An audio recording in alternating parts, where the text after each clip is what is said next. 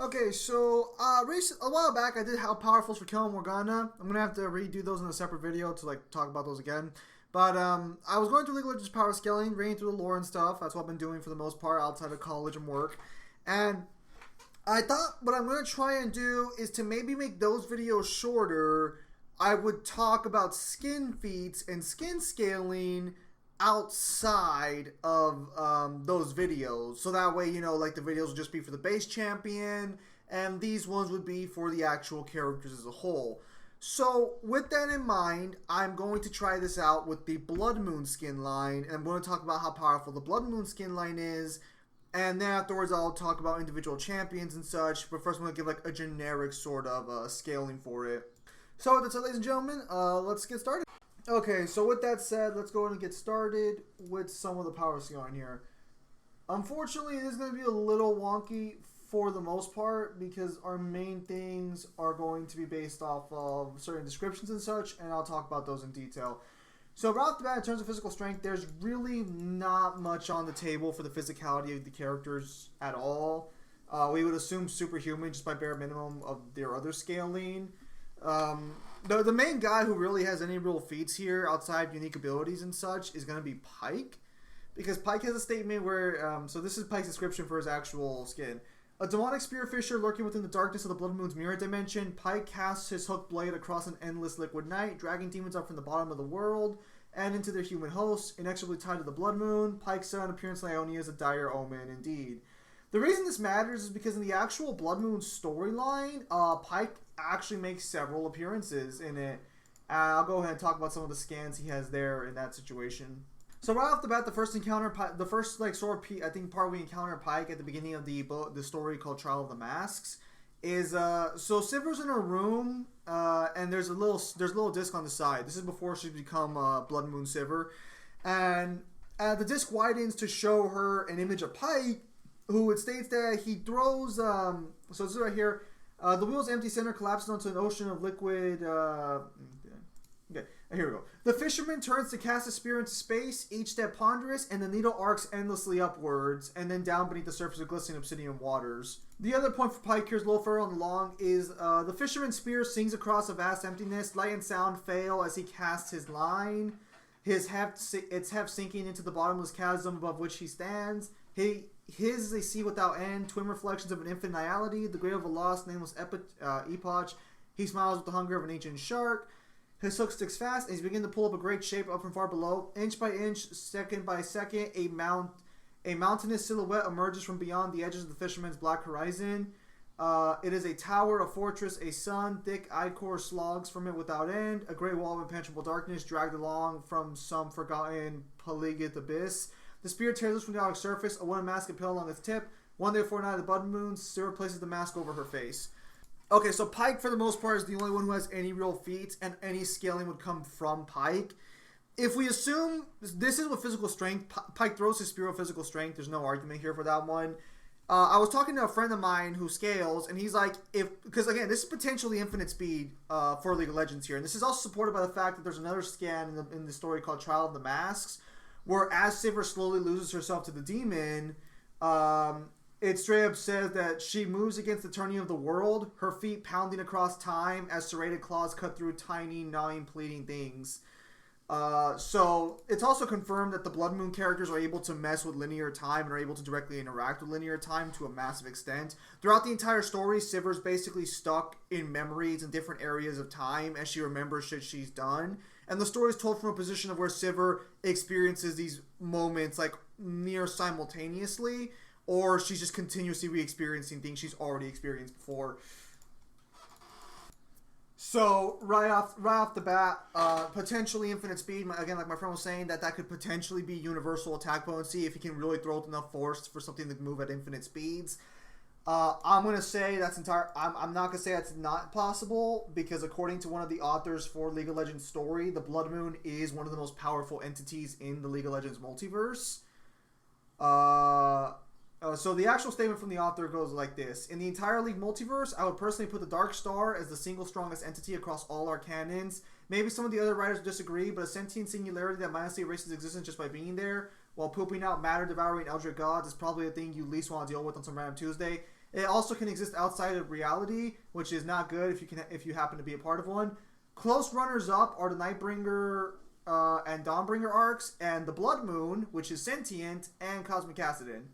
So yeah, so the Blood Moon itself is apparently a close runner-up to the Dark Star, which for sure would have things like infinite speed and such. And the Blood Moon empowers all of these demons and creates them as a result. You could argue, again, that the powers of the Blood Moon itself doesn't scale to it, except for maybe one demon. But the fact of the matter is that Pyke potentially has infinite speed, and there seems to be enough statements of infinite and endless, and him being able to throw his spear across it. Again, also the fact that his spear is referred to as endless by Sivir, casts it endlessly upwards. It just supports the idea for infinite speed, especially with the other statement of Sivir apparently moving against the flowing of the world, with the whole clawing through time and stuff. So Blood Moon skins would potentially have infinite speed and at bare minimum mountain level physical strength, because again Pyke is able to drag up what is referred to as a mountainous object from the ground. So he's able to drag that up from the ocean, again, which is from beyond the edges of the Fisherman's Black Horizon. So that would be a far distance, and if his horizon is directly referred to repeatedly as, you know, the entire liquid ocean there, the endless night there, or the infinity there. It's also worth knowing that light and sound fails. He casts his line. This would for sure mean that Pyke is for sure faster than light, because this means that both light and sound can't catch up to his spear as he tosses it. So for sure, Blood Moon is at least going to get FTL easily, but most likely infinite speed given the other statements around it. Physical strength, we only have like a mountain to work with here, mountainous, but it's also referred to as a sun. As is Sivir's own thing, it's referred to as a star at one point.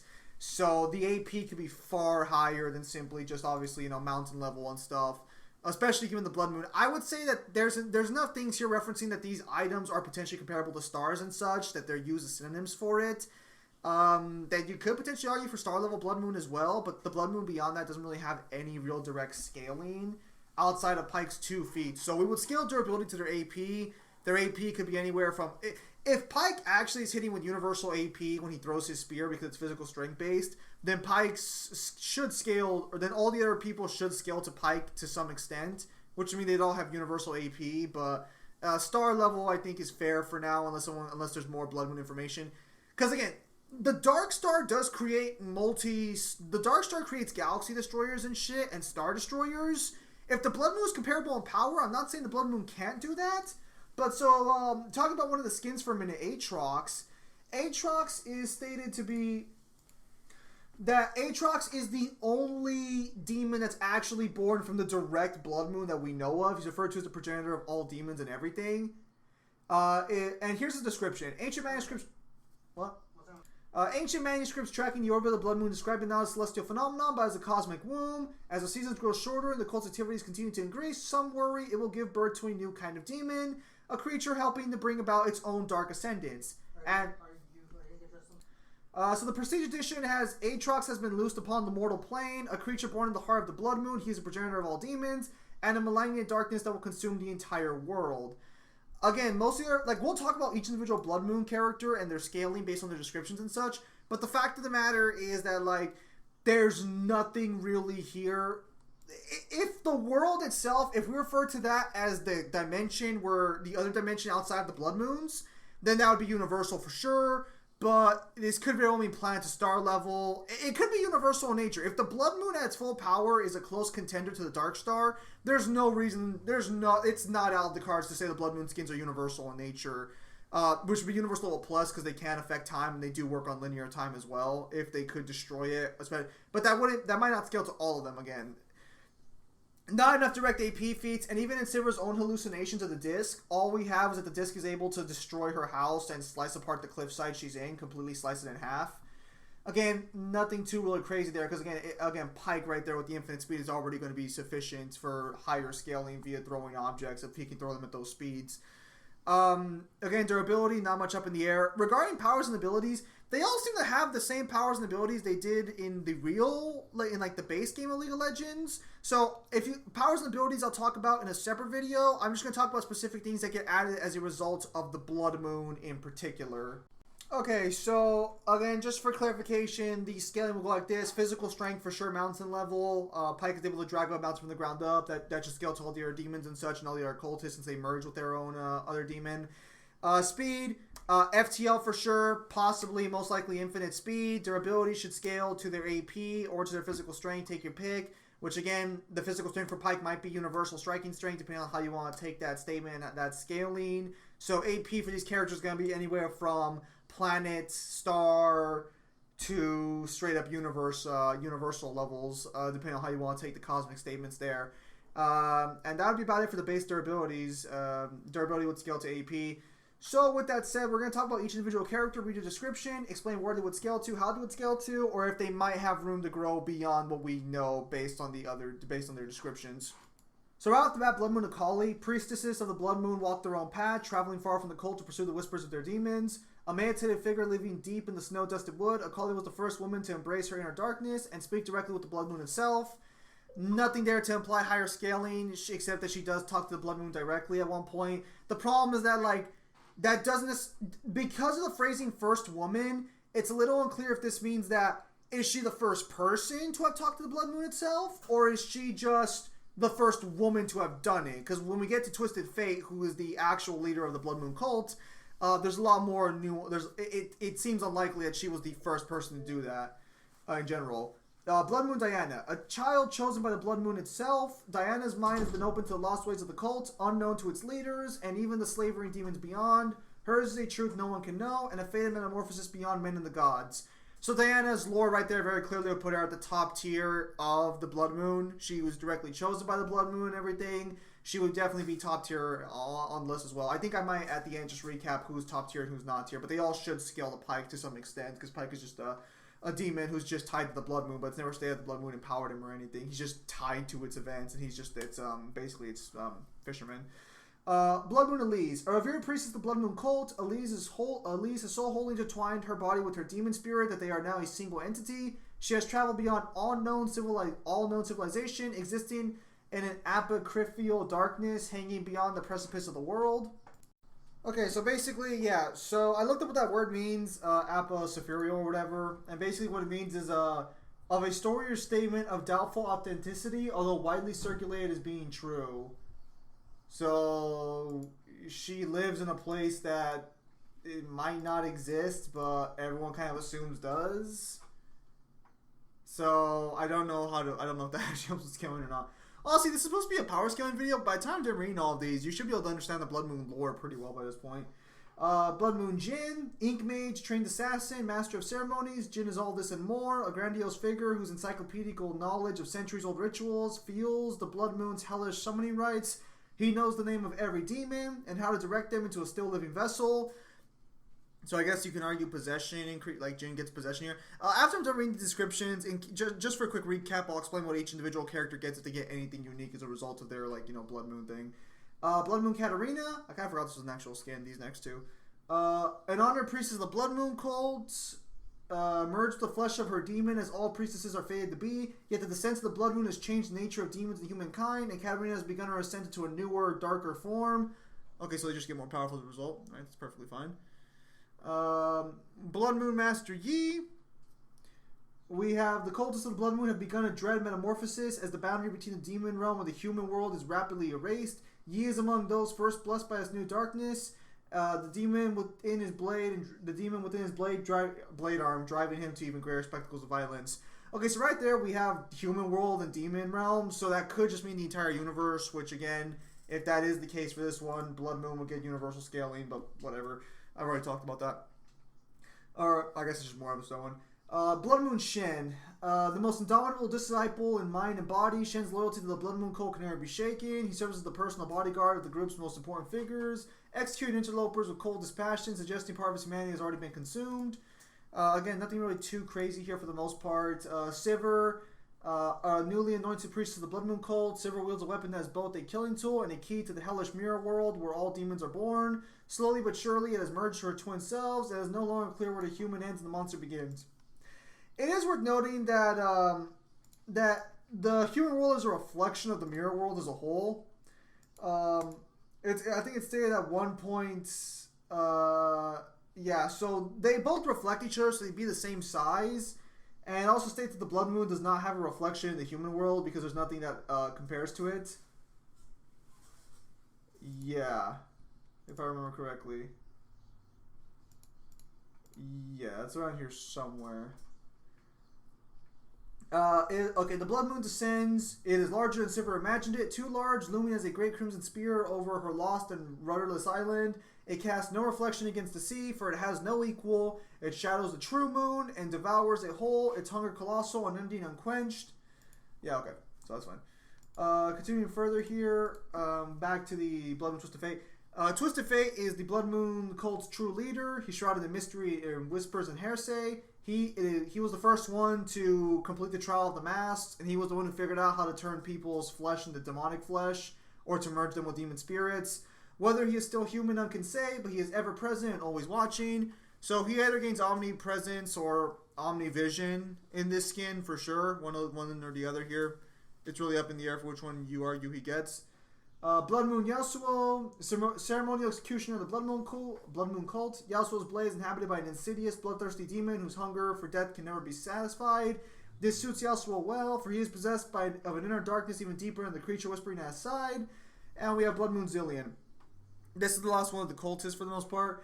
Manipulating the lunar cycle by fueling his temporal magic with human blood. Zillion is the face of the Blood Moon cult and a hellish warlock of unimaginable power. His mind exists across the flow of time, communing with legions of demons from the past, present, and future. Again, so apparently, according to the writer, he's just learning about linear time as a whole. Next, we have the demons. We already talked about Atrox, so we'll just go through the other ones. Evelyn, a seductive demon summoned on the night of the Blood Moon. Evelyn moves between isolated villagers, wooing the residents until they all fall deeply in love with her. One by one, these poor souls will surely perish, their hearts torn from their still living bodies. Blood Moon Callista, a demon of vengeance summoned on the night of the Blood Moon. Callista's singular obsession with betrayers knows no limits. Any deception, no matter how trivial, will be met with death. Her victims are left hanging from the walls of their homes, a warning to those who remain. Blood Moon Kennen, a king-slaying demon summoned on the night of the Blood Moon. Kennen's purpose is to depose those in power and eliminate every member of their line. He is ruthless in this task, tearing across heavily armored fortress cities in the blink of an eye. Again, just like more incredible speed feats, or more just speed feats in general, but nothing really too major there. Moving onwards. Blood Moon Talon is going to be the next one because we already talked about Pike. An anarchic demon summoned on that of the Blood Moon. Talon was once a human assassin who surrendered his flesh during one of the cult's possession rituals. He now kills indiscriminately, relishing the terror in his victims' dying eyes.